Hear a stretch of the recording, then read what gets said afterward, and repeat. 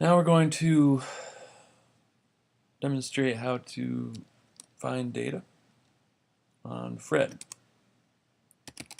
FRED is the Federal Reserve Economic Database, and the Federal Reserve Bank in St. Louis is the one who caretakes that.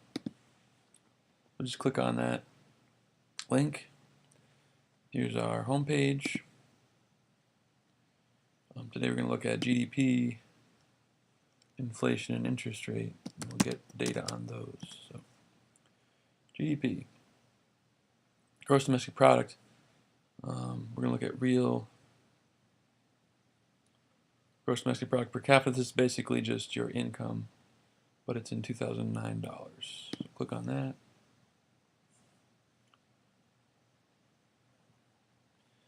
When you click on that link, it gives you this graph. So 1947 until 2017, we have the basically average income in 2009 dollars. Okay. So we could just download that data and find the mean, mode, median, of all that. Now, mode probably isn't going to work because the data is usually going up here, so there won't be a lot of repeats. But it's a good data source to have. All right, so now we're going to edit graph, and we're going to add a data series. I'm just going to say add line. And we'll look at CPI. CPI is Consumer Price Index. Basically what it is there's this bundle of goods that the average individual will need to purchase in a given year or a given month. And it costs a certain amount of money, but that amount of money will change depending on the prices of the goods. All right, so we keep the bundle the same. The prices are changing throughout time, usually increasing. So CPI will be increasing throughout time, and that will tell us how much things cost relative to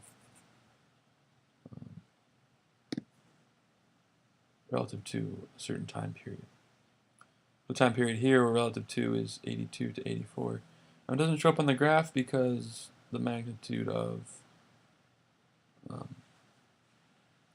real GDP per capita, but it is actually there. It's very low. It's 79 here versus 78 here versus 28,000, 29,000 for real gross domestic product. So this will show up on the data though, so it's not a big deal when we get the Excel file. All right, so we want that quarterly because quarterly was what we had for real GDP per capita. We'll do one more data series. Let's do interest rate.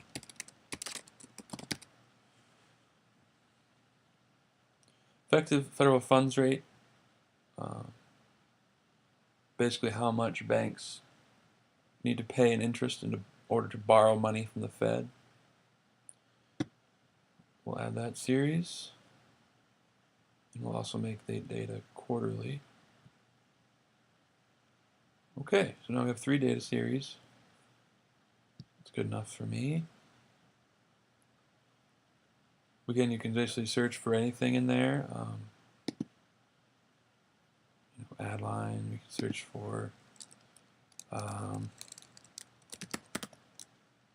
birth rates, crude birth rates for US, fertility rate, crude birth rates, infant mortality rates for Bangladesh. All right, so there's lots of things in there you can search for.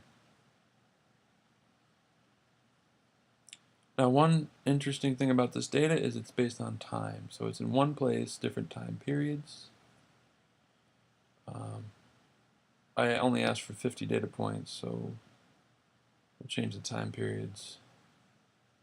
1985, quarter 1 to 2017 quarter 1, that should be fine. So now download that data.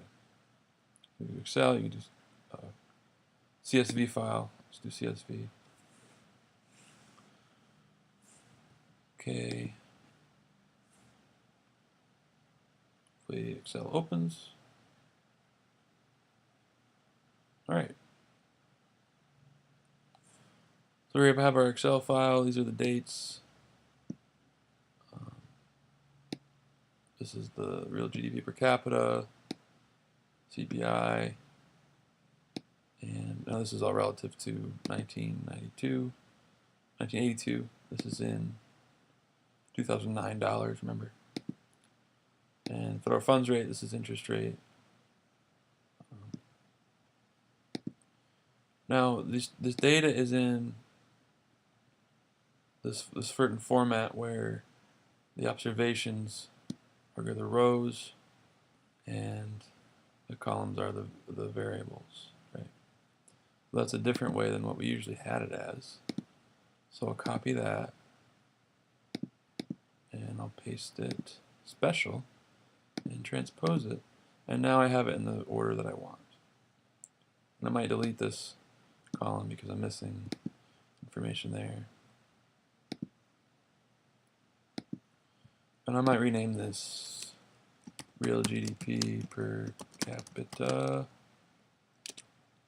I'll rename this CPI.